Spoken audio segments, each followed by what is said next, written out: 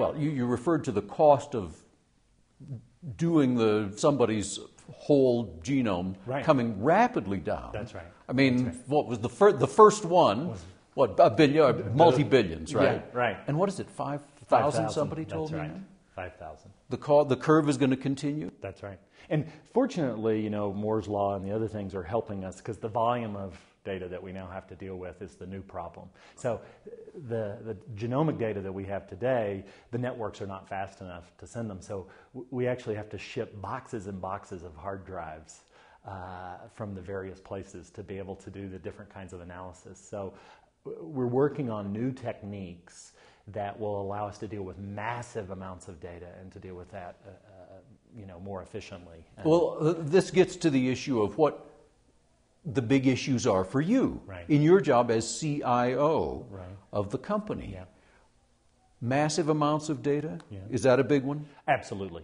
So particularly in research and product development, it's the massive amounts of data and then the compute power, the processing to be able to make sense of that, whether it's in visualization, analytics, taking different sources of data and connecting those things together, enabling scientists to do experiments that they could never do before. So this technology, both the information technology and the imaging and the sequencing, those different things, are now allowing us to design new experiments that weren't possible before. So the potential is not fully known because we're in early days to really understand what's possible. But what's great is we're at a point in history where these things are converging, and it's a very, very exciting time.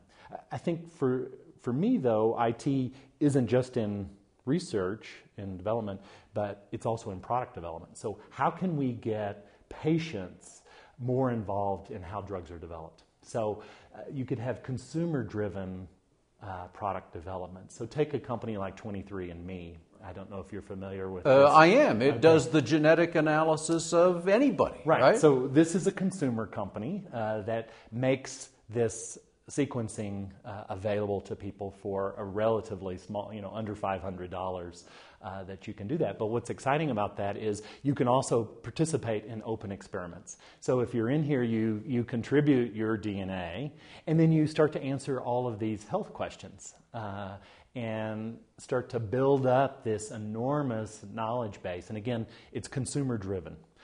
It's not driven by the healthcare companies or the other interests. And so the power that consumers are going to be able to play in their healthcare and in the innovation of healthcare is another really exciting frontier in IT today. This is possible with the internet, it's possible with the low-cost technologies, and then just people being much more aware about the decisions, the choices that they can play in their health, their wellness, and in their disease management. Right.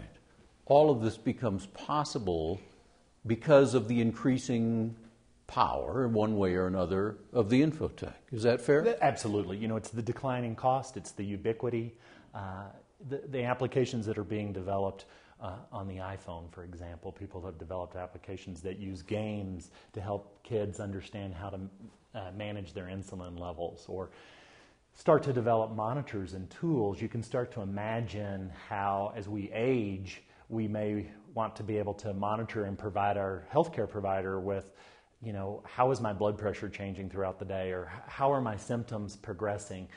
And so this can make healthcare more effective, more efficient, and put consumers, patients, in control of their disease, having more insight, and allowing the barriers between them and the network of providers to collapse so that it gets much easier for them to work more effectively with the healthcare system.